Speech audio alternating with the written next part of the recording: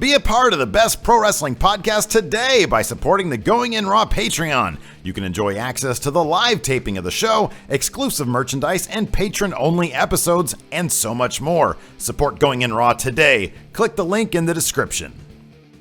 This is Charlotte, and you're watching Going In Raw. That sounds terrible. What's up? This is the most must-see WWE superstar of all time and his lovely, gorgeous wife, Marie. and you are going in Raw. What's up? It's your girl, Sasha Banks, the legit boss, and you are watching Going In Raw. Oh, baby, I like it raw. Oh, baby, I like it raw. And you are tuned in to Going In Raw right now. How you doing?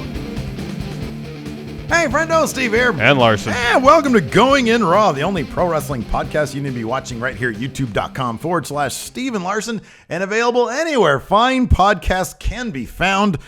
Be sure to hit that subscribe button because it really helps the profile of the show. It helps move us up the rankings and opens up a whole new world of people to our show, Larson. Yes. Quickly, what's your favorite Rubber Soul song? We just had this conversation. We had it off camera for the patrons at patreon.com/Steve and Larson. In my life. You're correct. We've got about 50 people watching the show, being able to watch our antics before we start rolling. Correct. After we roll, we do a bonus episode for everybody to enjoy.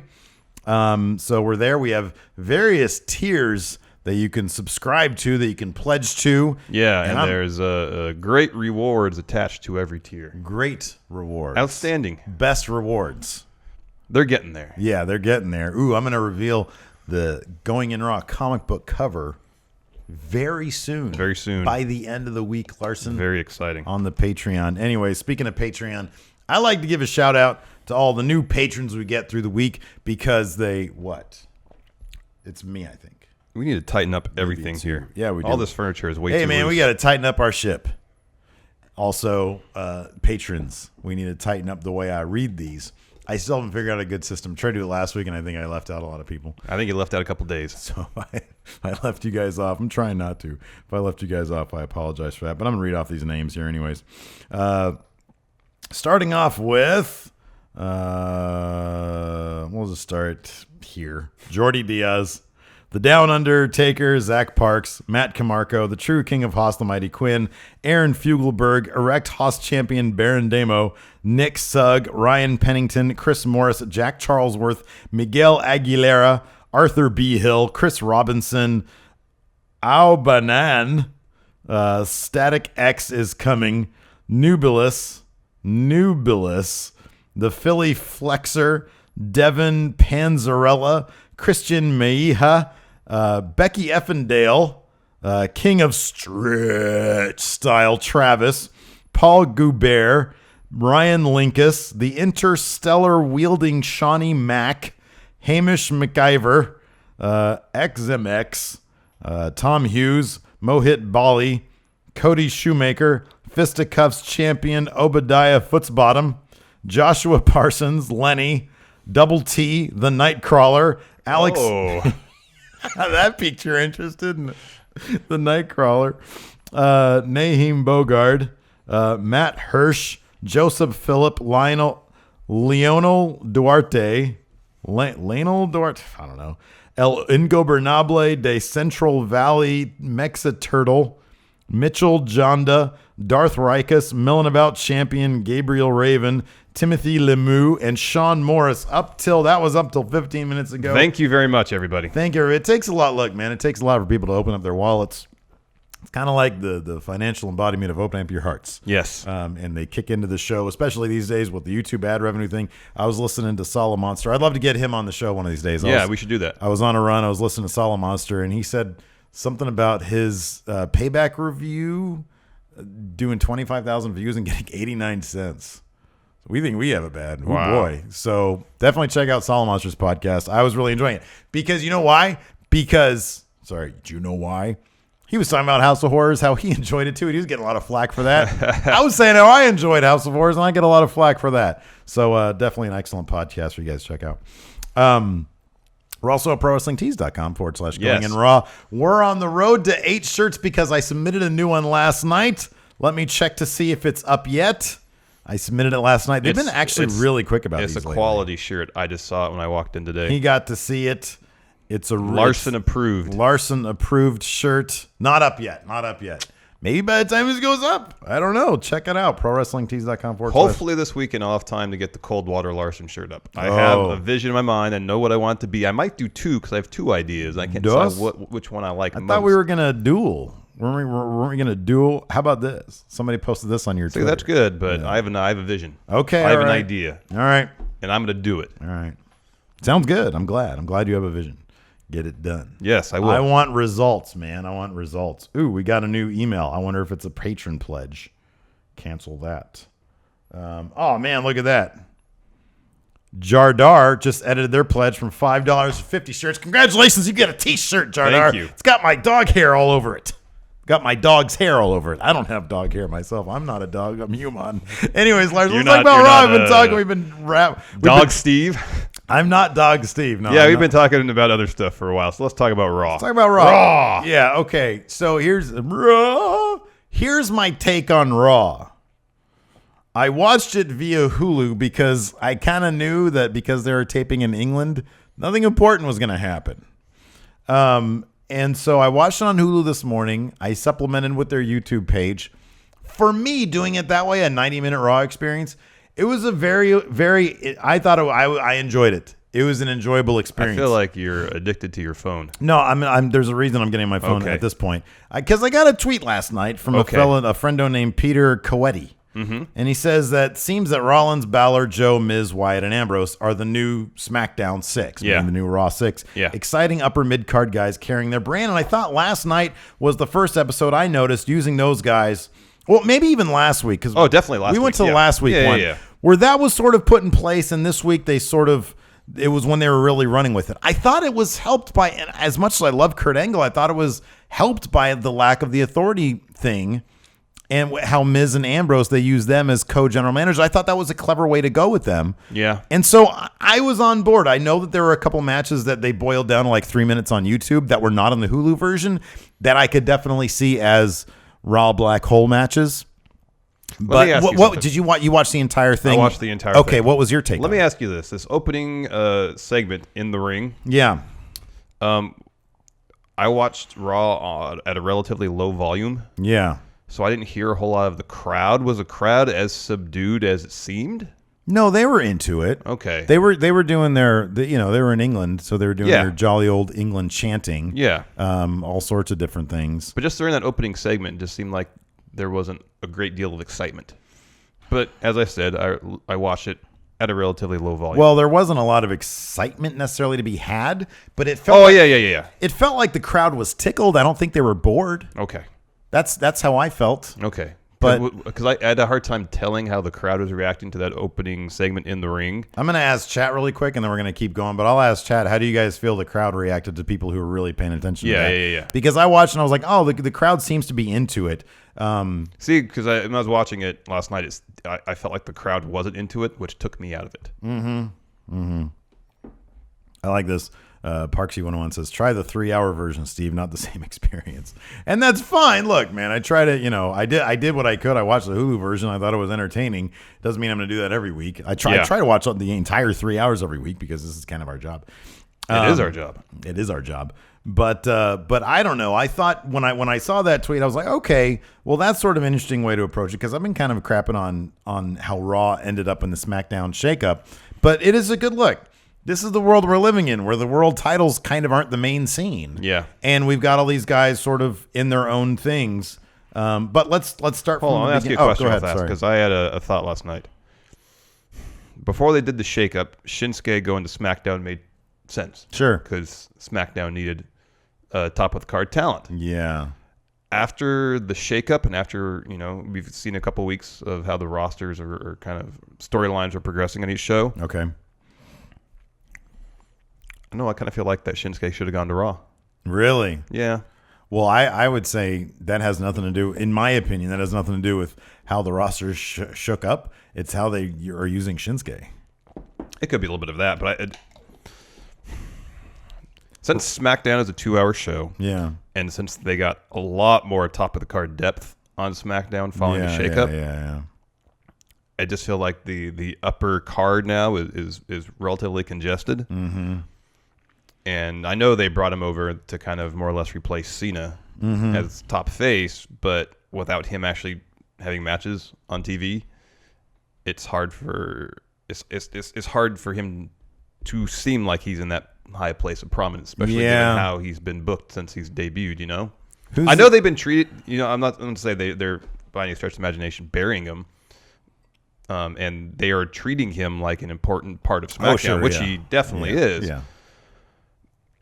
But I understand why they want to wait to have his debut match on a pay-per-view. It's just unfortunate that debut match is a month and a half after he debuts. Yeah, I know. No, I agree with you on that. I'm gonna throw this out there, and this is why I think I'm fine with him being on SmackDown, even though I was fine with him on SmackDown. I'm just saying, like, especially now, if their plan was for him to have his debut match at the first pay-per-view. Yeah. I mean, like, Raw's next pay-per-view was 3 weeks after WrestleMania.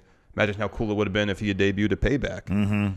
Or it had an in-ring debut at Payback. You know, this could have been neat. Is this going to be a concern of yours that dissipates as soon as Backlash is done with, though, and he moves on to something probably more than a little meatier? Dolph? Yeah. Yeah. Because I totally get what you're saying. I think long-term, though, you've got two roster members that sort of exist in the exact same space. You got Finn Balor and you got Shinsuke Nakamura.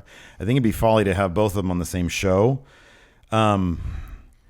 And we said in the past that Samoa Joe and Shinsuke shouldn't be on the same show. Oh yeah, no, I understand all that. But I think that, you know, you can sort of put them on their own islands. But I think Finn Balor and Shinsuke Nakamura have kind of the same trajectory. Like, Finn is going to be going after that Universal title as soon as they're done whatever they're doing with Brock Lesnar. Actually, at this point, it wouldn't surprise me if Finn, like, especially with the reaction he gets. They're letting him do the 2 sweets now. They're letting him be who he wants to be. And it would not surprise me if he's the man to take the title off of Lesnar.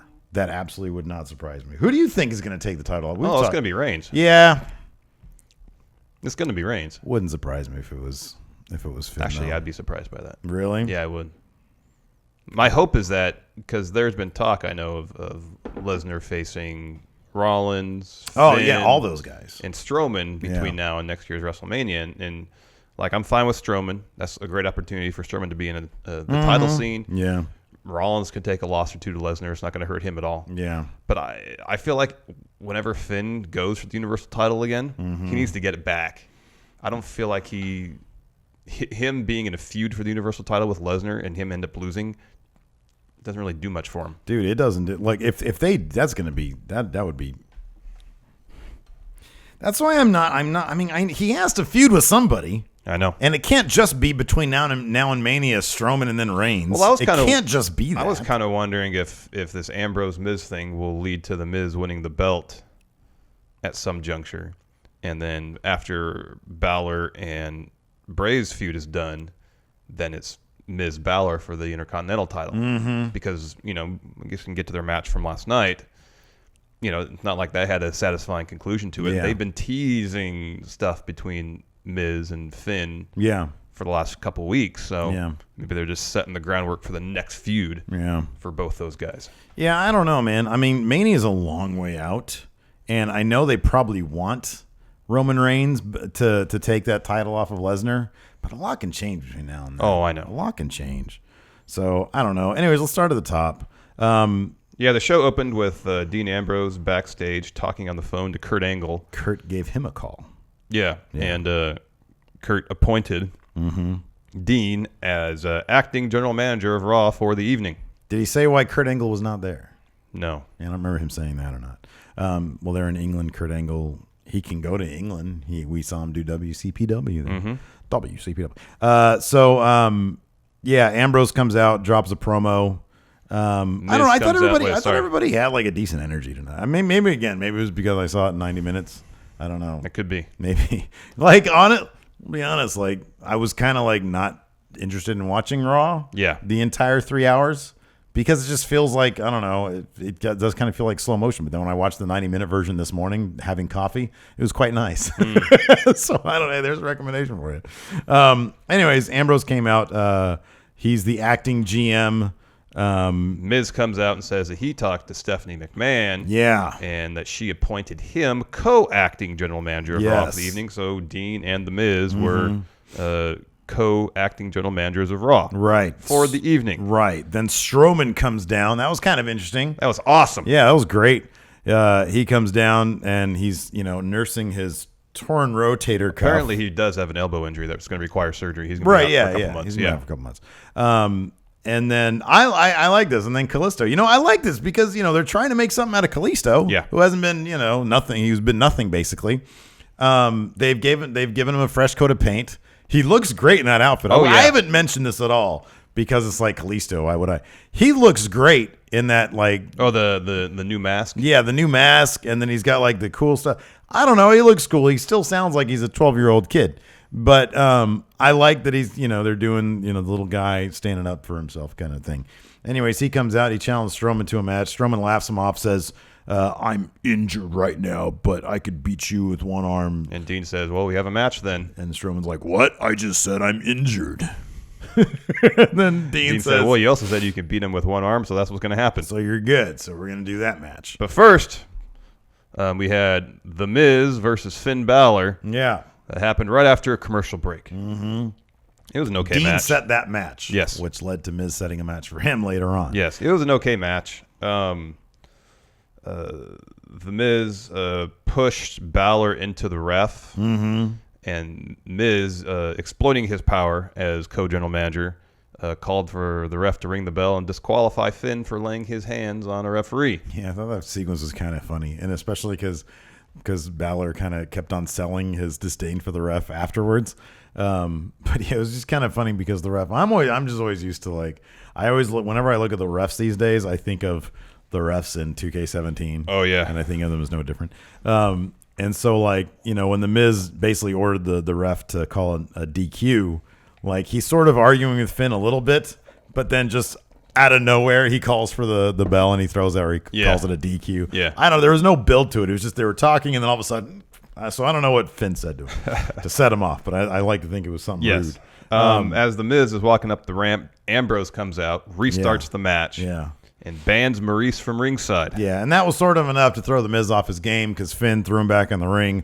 I don't know, did something to him, and then it did the drop kick, coup de grace. Yeah. Got the win. And I kind of noticed also too, like they're letting more people do guns. He did that, yeah. He did that, and Luke Gallows did guns too. Yeah. He did a gun. So I like that. I like guns. I don't actually like guns. I like because I can't hurt you if I do this. It looks rude. You could poke me in the eye, and that would hurt. Yeah, a little bit. So anyways, then we had Alexa Bliss backstage, and Nia Jax comes up to her and says, do you think I'm good? Well, essentially, Nia was saying, I want a title shot once you're done with your feud with Bayley. She said, last week you said I was good. Do you think I'm good? And she said, yes, you deserve a title shot. She says, well, I'm going to make sure nobody gets that title off you so that I can get that title off you. And Alexa Bliss at first seemed concerned, but then, she realized short term that's good for her. She's like, hey, look, you know what? I got a bodyguard now. Yep. So anyways, that led to Alexa Bliss versus Mickie James, who had Bayley in her corner. Nia Jax was with Alexa Bliss. Alexa Bliss ended up pulling off the win.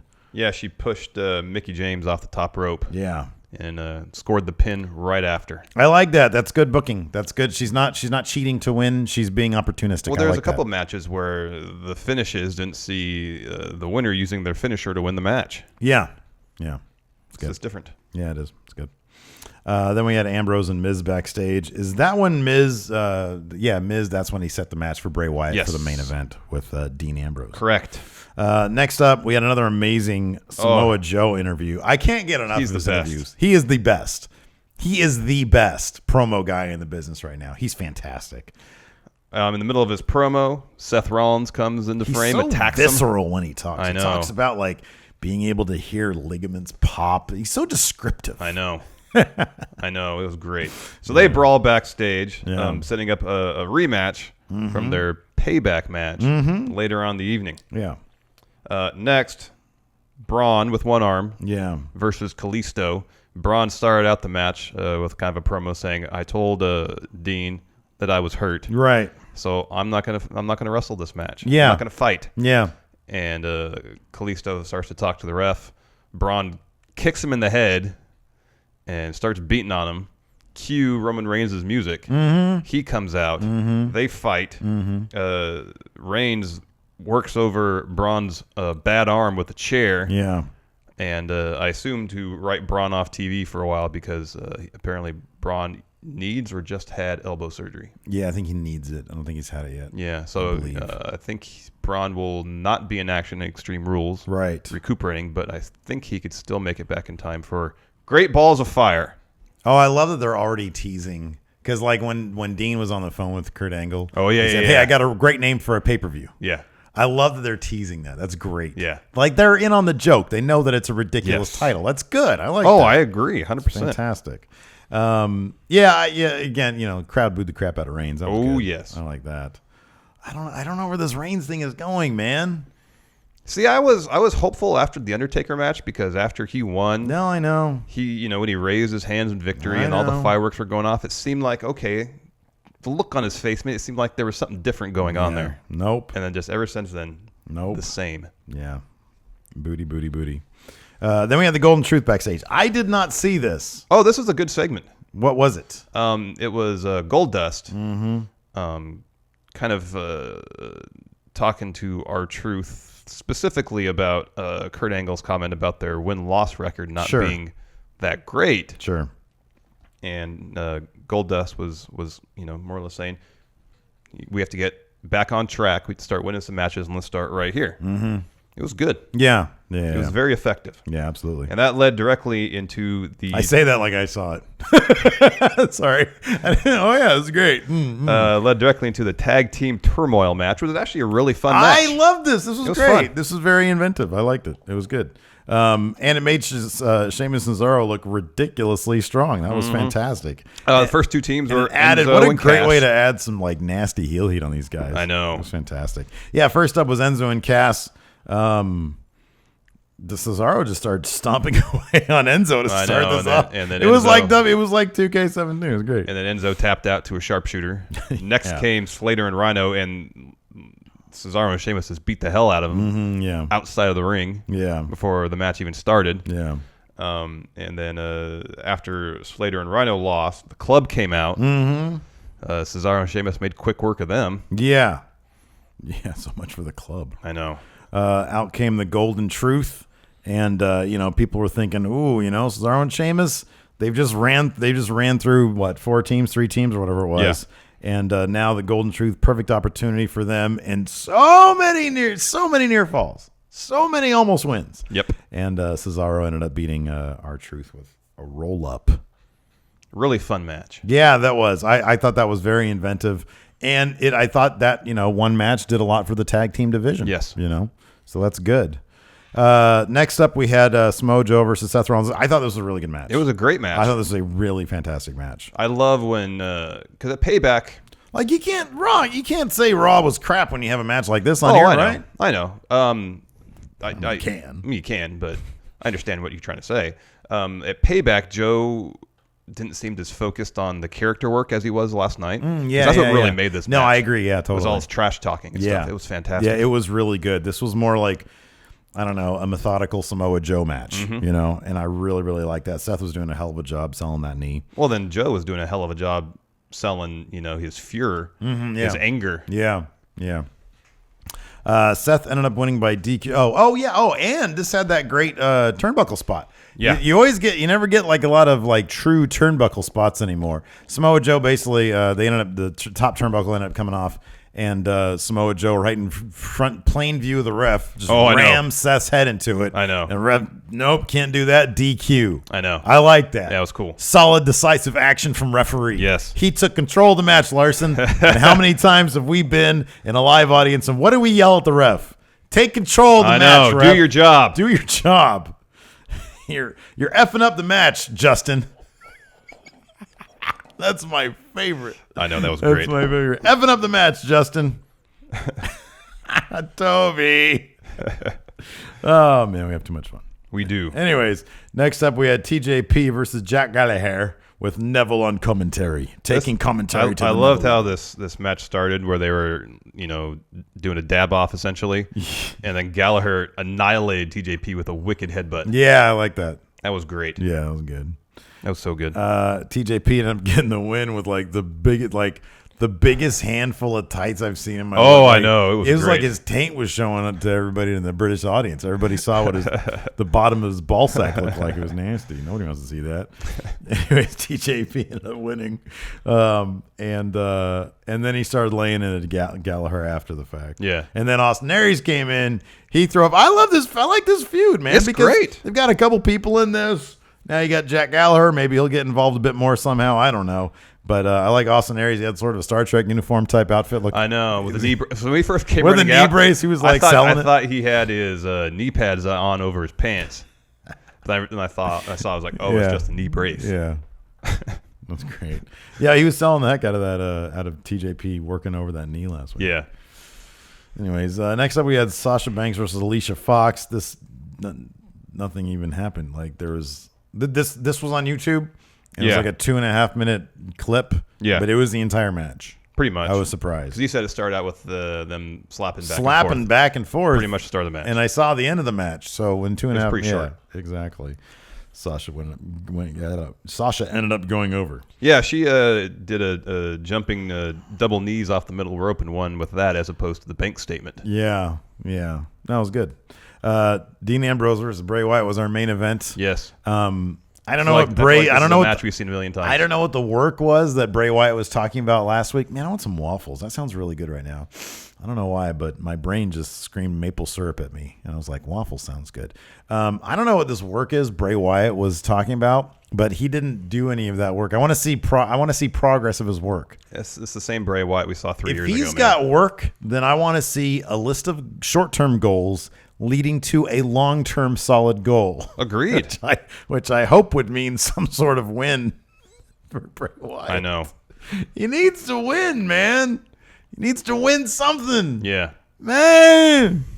Well, I mean, he won the match, but it wasn't without help. Oh, I know. That's so annoying. Man, I beat John Cena clean, man. All for nothing. Pretty much. Anyways, so Miz was on commentary. Miz ended up hitting Dean with the belt, and then Bray took advantage of that with his sister Abigail.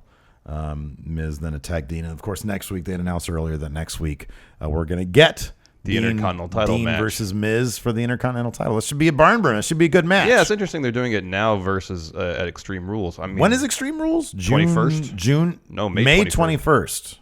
What day is it? That's sorry, no, that's Backlash. Backlash is May 21st. Sorry, Extreme Rules, sometime in June. okay. Yeah. I don't remember exactly though. So wait a second. We've got Extreme Rules and Great Balls of Fire before SummerSlam. Yeah, plus When Money is- in the Bank. Well, yeah, that's SmackDown. I don't care about that. I mean, this is the Raw show. Yeah, that's all really weird. Extreme Rules. When is that one? You May June 4th. June 4th. And then when's Great Balls of Fire? July at some point.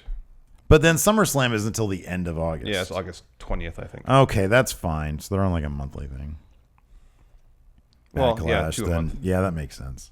I remember I thought there was that rumor they were going to scale back. I guess that Yeah, no, I thought I heard that too. didn't happen. No. They said, "Oh, why do 2 months when we could do 4 months?" Great, Oh, Great Balls of Fire is July 9th. okay, all right, but then there's a pretty big gulf between that and SummerSlam. Then Yeah, I assume there'll that's be like a 6-week build. a SmackDown pay-per-view into July or further in July, Okay, I would suspect. let's do some questions. Yeah, let's answer some I'm questions. going to questions. We pull most of our questions. Sorry, yeah, Battlegrounds on July 23rd. We pull most And of that's our the last pay-per-view questions between then and from SummerSlam. the Patreon at patreon.com/ Yes. Stephen Larson. From the $1 mark, you can jump into the massive question thread that we have going on. Yes. And if it's a good question, we'll see about answering it. Yes. But we do have 98 of them, so we That's can't a answer lot. them all. Oh, I need to refresh because I'm only at 94. Oh, well, I'm missing 4. Go. No, I'm not going to stop doing the Morrow impression. Oh, it's only showing me 86. I hate when it does that. All right, Same let's see here. here. Connor Triple H fight. I find it funny. Connor Dunmore finds it funny. Connor Dunmore has a question. He says, after Raw on Monday, I met The Miz and took a photo with him. Cool. He was a chill guy, and I know you met him. So my question is, if you could meet one wrestler you've met already again and buy him a beer and have a conversation with him, who would it be? I don't know if he drinks, but AJ freaking Styles. Yes, 100%. Easily. Yeah. Let me ask you something. Top of your wish list for somebody you'd want to interview now, because we've interviewed some people already. Who would you want to interview now? The New Day. Oh, really? That'd be interesting. That'd be fun. Yeah, it seemed like that'd be a fun interview. Mm-hmm.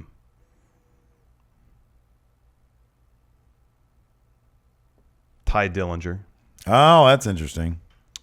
and Kevin Owens. Oh, really? I'd want to interview Bobby Roode. That'd be good too. I don't want to interview Eric Young. I don't want to interview all of Sanity, but I want them to be in character. Oh yeah. I'd You just want them. Alexander Wolf to mosh the whole I time. do. I'd want them to. I'd want them to take me to the squatter house that they stay in. I wonder if they have to look up squatter houses whenever they're in a new, like whenever the NXT goes on tour. Could be. Yeah. Let's see here. What else do we have? The South Texas Tiger Dan Cannon.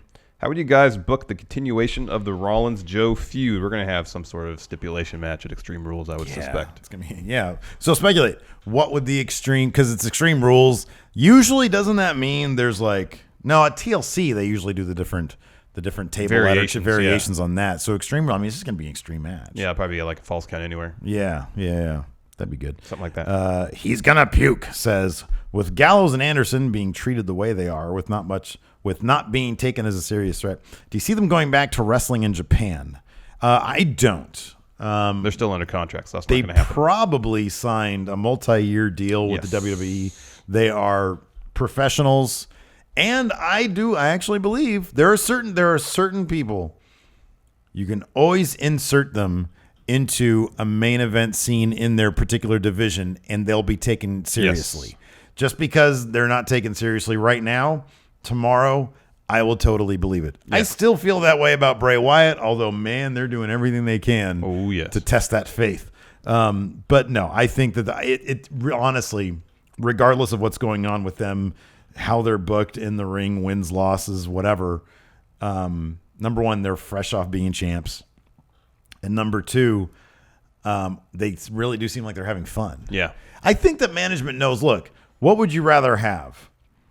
An American Alpha or the club? I think at this point it'd be the club. I know American Alpha has a lot of potential there. Yes. The club is a proven commodity. Yes. They know that they can use those guys to get other people over big time. Yeah.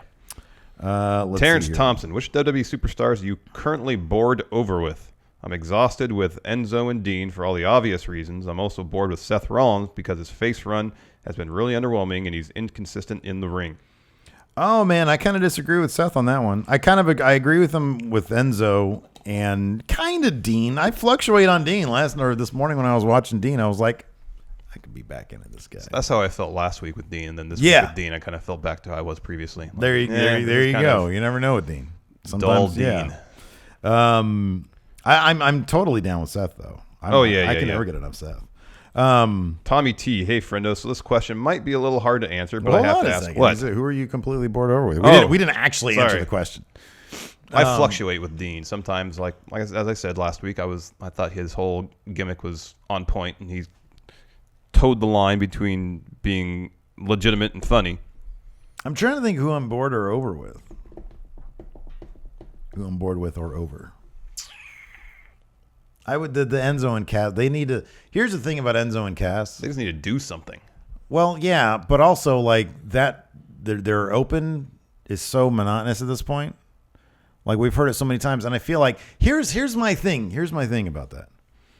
I get that it's the moment in the thing where the crowd all gets to participate. Yeah, there aren't enough people who come out who do their entrances. And they're dynamic. They do something different with it. Mm-hmm. You know? Mm-hmm. I don't think there's anybody that they do that with because, for TV production, they have to do the same thing over and over again. Yeah. I just feel like there should be. I mean, even the New Age Outlaws, they did roughly the same thing every time they came out, but it was much shorter. Yeah, that's true. And there was a little bit of wiggle room. Well, what's his Road Dogg knew how to improv. Yeah. And I feel like Enzo can probably improv with the best of them. Oh, yeah. Which is kind of why I think their shtick needs to I don't know, be varied up a little bit. Yeah. But I don't know. That's just me being whatever.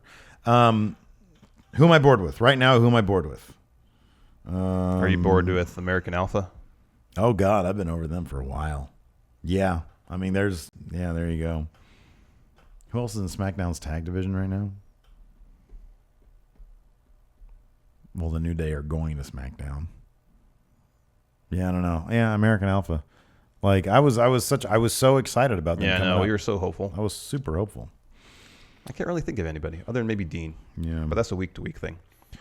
Tommy T. Hey, friendo. So this question might be a little hard to answer, but I have to ask, what are some hard truths about current WWE superstars or the product?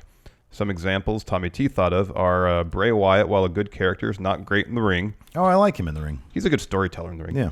Titus isn't that charismatic or good in the ring. Oh, well, he's definitely charismatic. Yeah, he is. I mean, I think he does what he can in the ring. Yeah. But you're not going to get a 5-star match out of Titus. And lastly, Brock Lesnar is the best heel in the company, but he's the only one who people want to see actually lose. And when he does, he instantly makes his opponent a huge, legitimate name. I agree with the Brock Lesnar thing. Yeah. What are some hard truths about the current WWE superstars or product? I think Dean is an engaging character who could put on good matches. I don't know if he's a top of the card guy, though. Yeah, I agree with that one. You know what's funny is that I don't know, a month ago or whatever the latest Roman kerfuffle was. Yeah. You and I sit here and we try to justify Roman. Yeah. And one guy on Twitter, I forgot who it was, simply said, I boo Roman because I think he's boring as a wrestler. And I was thinking to myself, wow, that boiled it down. Yeah. He's boring. Yeah. Like I think that's the main problem with Roman. It's not even necessarily that they're having him win all the time. Yeah. It's simply that he's boring. Yeah. You know. And we can say, oh, but it's not his fault.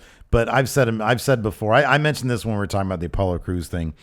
People can find ways to be interesting in the small. Look at Rusev. Yes. Rusev's a great example of Yes. that. Is that they book him in one direction only. But every single time, Rusev will do something small, different, and entertaining. Yes. And Roman needs to figure that out. He needs to Yes. find something to do when he goes out there in front of people. Yes. Because, what's going to happen? He does something a little bit different, a little bit odd. Are they going to boo him more? Well, no. What's creative going to do? You know, Oh, I are know. they going to suddenly de-push him? That'd probably be best for him. I know. I don't know, man.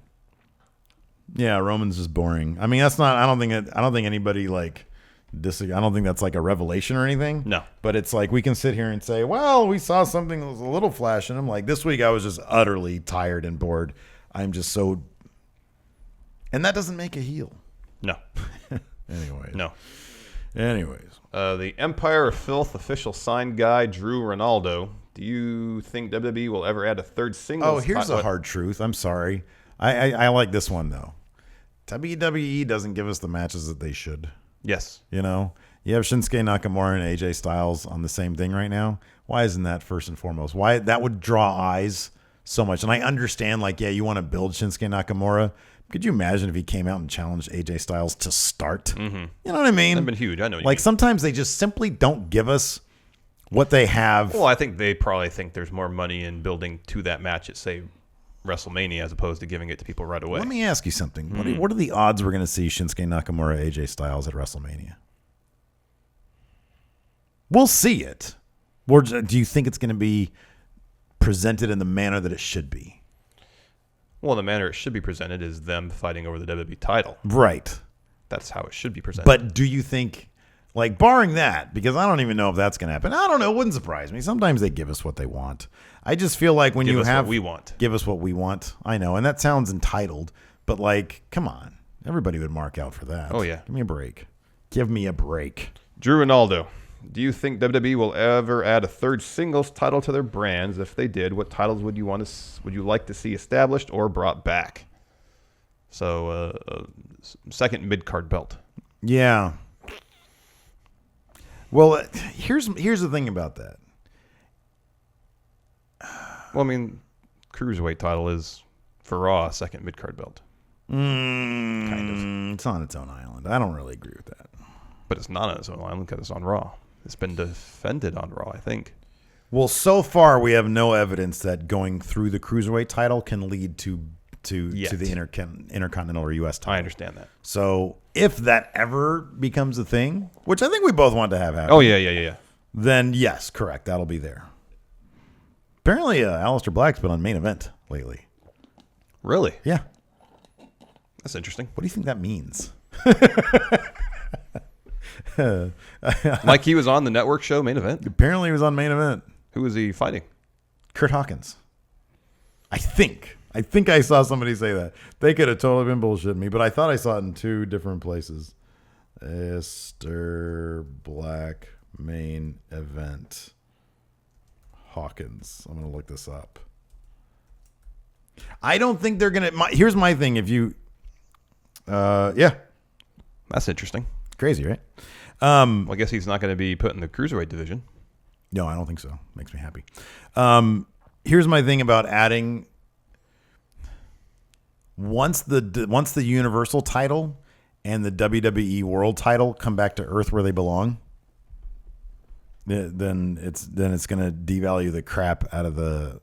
Then another mid card title will devalue the crap out of the IC title in the US title. Yeah. That's going to be the problem with it. Yeah, potentially. I can see that point. And I actually think lately they've been doing a decent job of having feuds without the need for titles. Yeah.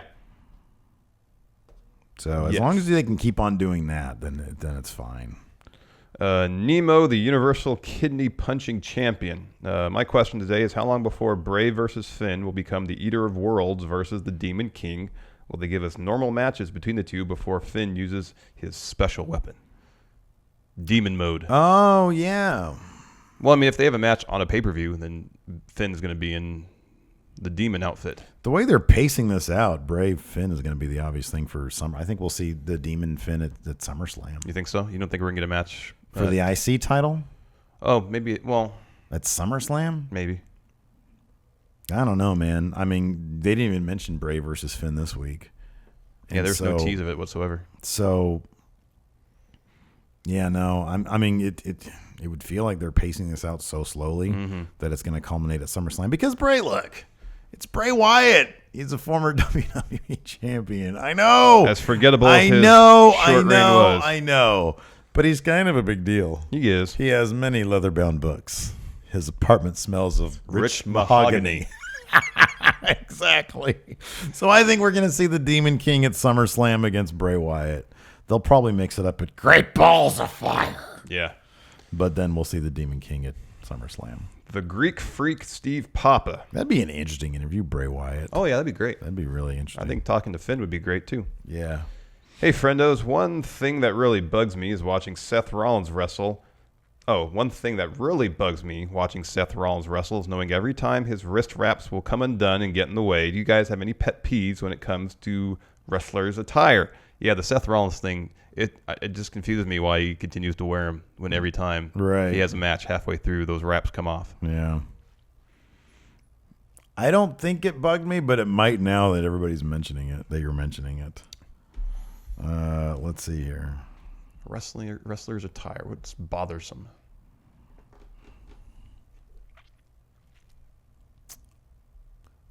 Trying to think. You know what used to bug me? When Scott Hall would come out in tights that were obviously faded. Oh, yeah. Like, I think he had the variation of, like, the white blood drip type thing. Yeah. But it was gray. And it might have just been gray material, but it looked like it was faded because I swear I had seen it in white. Yes. I know what you mean. I don't like when somebody has, like, okay, this was kind of a bugaboo of mine too. When Undertaker would wear, like, sort of faded black jeans and you could see his butt sweat. Yes. That bugged me. Yeah. Because you're like, oh, those don't breathe well. Yeah. So his butt is sweating. Yes. And you can see it. Because everybody sweats in different, like, parts. Yeah. You know? Where do you sweat? The most? Yeah. Or the most annoying spot? Didn't you say, yeah, what's the most annoying? Lower back. Yeah. My lower back sweats a lot. Yeah. You know what I hate? Because I sweat, so I have, like, a belly. I'm trying to get rid of it, man. And so, like, but when it's, like, hot, like, the sweat will come down on the tip of my belly. Yeah. And so if I'm wearing, like, one of those gray shirts, you know those weird gray shirts that just immediately you can see spots of sweat. Yeah, they just yeah. emanate. Yeah. Like a little thing right here. And it's like a sign that says, hey, I'm fat. It's a rude shirt to wear. Does the shirt stick to you then? I don't even care necessarily about that. I just don't like it being pointed out on me. Yeah. And that's where people are just saying, well, then lose some weight. You fat bastard. Anyways. Magnum TA champion Nathan Ragland. WWE wants to make a new game show for the WWE Network. What's the game show format, and what wrestler would be the host? Oh, I would love that, man. A game show? Imagine Match Game, WWE. Yeah. That'd That'd be great. That'd be With really a good. panel of 6 wrestlers. Yeah. With Chet Shetterfield hosting. Oh, that'd be fantastic. I'd like that a lot. I would like a wrestling-themed Jeopardy. That'd be good. That'd be good. And then one of the categories is Kayfabe Corner. Yes. That'd be good. Who would host? Who would be the Alex Trebek of this show? Well, ideally, it'd be John Cena, but he's so busy doing movie stuff, it's not realistic. Yes. So I'm gonna say, well, I like being in character Chet Shetterfield. Yes. I like that. I think that's a perfect game show host. Yeah, that's good. Alex Knight. Hey, Steven Larson. Hi. New patron, longtime listener, and the friendo behind the Friendo Unified Championship Wrestling Twitter account. Yeah. My first question begins with an experience. Over the past 2 years, my love for Roman Reigns is slowly depleted. Not because of his work or what Vince is doing with him, but how the crowd treats him. It's come to the point where I can't enjoy a single Reigns match without the crowd booing the high spots or even his entrance. Now, because of the crowd, I'm not a fan of Roman anymore. My question is, which superstar over the years did you slowly lose interest or enjoyment of because of the crowd? Thanks, friendos. Have a great day. I don't know if that's ever happened to me. Yeah, I don't know if it's ever happened to me either.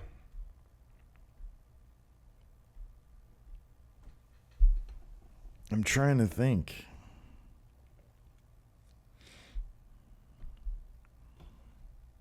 I don't know if I've ever, sometimes that just makes me, I've never really just sort of been with the crowd on oh yeah, I agree with you guys, so I'm gonna be on the same page. Yeah.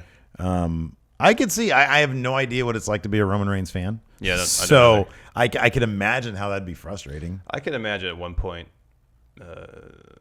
me enjoying a wrestler, then him getting really over with the crowd and the crowd cheering him more, and me, especially in my younger days, thinking, well, this person's popular now.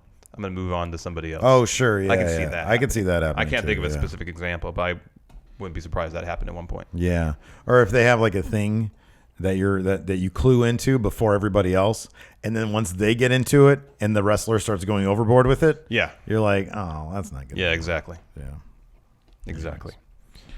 Let's see here. I'm going down here. First time patron, the Brand X champion J-Mac.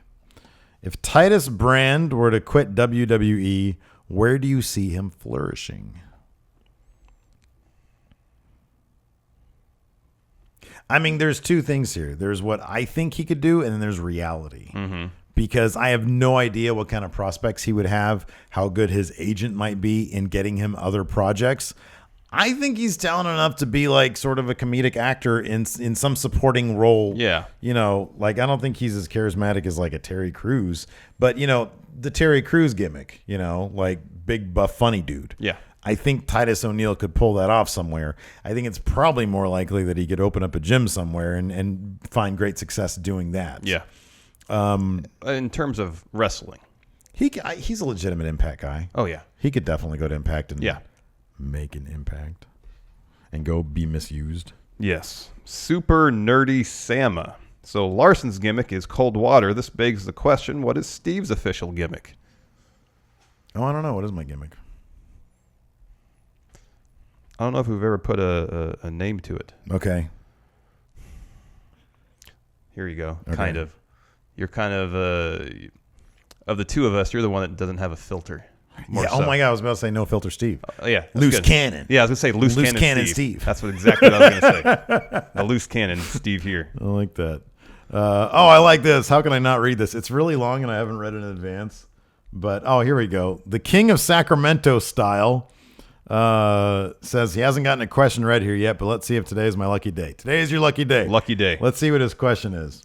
He says, I feel most of the feuds on Raw right now are kind of boring or stagnant. No matter how great Samoa Joe and Rollins are separate are separate. Something about their matches against each other does not make me want to watch them, for example. I know I read that oddly. Sorry. His question is, how would you shake up the current feuds? Well, I would have had Joe win the first match between Rollins and himself. Yeah. I would do this. I would pit... Like, how about this? Have Joe really work over the knee, the injured knee, the knee he hurt. Really work it over. Make it seem like that Seth might be re-injured. Have Joe win. Mm-hmm. Then there's adversity for Seth to overcome. Yeah. I would do what they should have done after Payback. I would have done this. I would have had... Or after the shakeup was done with, I'd have had Joe go after Dean. Mm-hmm. Have Joe versus Dean for the IC title. Have him take that IC title off him. And that would have left Rollins... versus Rollins could be entertaining. Could have been interesting. Yeah. So I would have shaken up the feuds as well. Because it's odd that the first feud for the Intercontinental title on Raw is a feud we'd seen already on SmackDown. It's weird. Yeah. No, I know. They're rehashing stuff that we'd seen before. Yeah, totally. Let's open up some mail. Yeah. Oh, I like this question here though. Go ahead and watch out the address. Yeah, I didn't do the address out. Tranquilo Vega says, "What do you guys think about the safety of Jack Gallagher's headbutt? I know he hits it on the softest part of his opponent's chest, so I feel like it's fairly safe, but it makes him cringe sometimes. Maybe use it a little more sparingly instead of 2 or 3 times a match." I'll be honest with you, Tranquilo Vega. I love the headbutt. I do too. Fantastic. I think it's fantastic. And it's honestly, it's kind of because I know that it's safe as can be. Yeah. And I'm sure he actually hits the person about this hard. Yeah, I know, exactly. And he smacks his leg. But he's got that whipping hair that makes it look like that. And he knows how to, make the perfect sound with his smacking his leg to make it sound like it really hurts. How often are you able to catch the smacking of the leg with kicks and stuff? Because I always try, but they always do it so well that I always just see. It's usually because they do it as they bring the leg up and they have to have their hand there. Yeah, I know. They're trained professionals. The point of impact always draws your eye there, no matter how much you're trying to see. It's great. I know. It's fantastic. Trained professionals. This is from... Oh, yeah. Mike Vitale, the legit Hoss. He says, "Friendos, love the show. Wanted to send along a token of my appreciation. Since the WWE shipping department is as organized as their creative department, I got the same order twice, and I wanted you to have my extra. Again, love the show. I usually tweet to either the show account or Steven Larson directly during Raw and SmackDown, so I dubbed myself a low-level WWE consulting intern. Hope you enjoy the shirt. It was from one of my favorite segments WWE has put out in a while. Oh, look at this, Larson. Oh, cool. Southpaw Wrestling. I love it. Let's see. Now the big question, and it's for you. It's a large. Congratulations, you skinny bastard." Thank you, Mike. We really Thank appreciate you very it. much. You guys can send us stuff at P.O. That's great. Do you want me to read this? Hold on. P.O. Box 1814, Orangevale, California, 95662. 95662. I think that's right. Yeah, that's right. Right. Numbers. Yeah. It's in the descriptions right there. This one is from Jacob O. "Hey, Steve. Hey, Larson. 2 sweets to both of you. Maybe not Larson. Wow. My name is Jacob, and I've decided to send you guys a couple of pictures and autographs of some wrestlers and hope you enjoy. I'm a big fan and watch every video. I am the kid that was at Internet Darlings that asked a question about the cross-brand show, for 2K17. It was awesome to see you guys over WrestleMania weekend, as I haven't seen any people I watch videos of at Mania, even though I have been there 7 years in a row. Wow. Oh, wow. That's really cool. Just want to show my support by giving you guys these things that I have no use for. Much love, Jacob O." I love that he's got a picture of the Singh brothers now, the Bollywood boys, and the real man, Silas Young. We have this framed picture of parts of the Raw and SmackDown roster. Nice, look at that. They're all against each other. It's a nice frame here. It is. Put that somewhere. Get some nice framed pictures. Christian always looked like just such a regular dude in his later days. Oh, I know. Oh, look at that. Oh, look at that guy. Goldberg. Nice. Have Zack Ryder. We get the certificate of authenticity here, too. Oh, cool. Sin Cara. Woo, woo, woo. Oh, no. Like a Sin Cara. Which Sin Cara is this? This is like Sin Cara Primero. Like, this is the first one, I think. Because, look, there's no He looks kind of thinnish, and there's no like tattoo. I think where the latest Sin Cara's tattoo is. Hunico has a tattoo on his shoulder. I think Triple H had such high hopes for Sin Cara. I know. Because I think he was like a project of his. He's Sin Cara, and then he had to do like 3 of them. There's only been 2, I think. I think he's been like 8. Okay. Are you ready for the greatest pro wrestling trivia challenge of them all? Kayfabe Corner, Correct. you're referring to, of course. Yes. Yeah, I'm ready. Let's get it over with. Up for vote. That's my Up for vote this week was Batista. Oh yeah, Triple H. And Triple H. Yeah, I saw that. Who won? I would think Batista won. Last I looked, it was Batista. Okay. So that's what I went with. It might have changed by now. Dave, you would. I put you over, Dave. All right, go ahead. So 12 names. Okay. Some real, some fake. Are you ready? Good. 1. Yeah. Lee Kraken. Lee Kraken, real. Fake. Oh. 2. Serpent. Serpent, real. Yes. Yeah. 3. Brian Logan. Oh, what a great name. It's real. Yes. Yeah. 4. Jason Cox. Boy, that sounds real. I'll say real. Fake. Okay. 5. Danny Holiday. Real. Yeah. 6. Michael Knox. Mike Knox is real. Fake. Hold on a second. Mike Knox is a real name. Well, I know it's a real name, but is it a wrestler? Almost positive it is.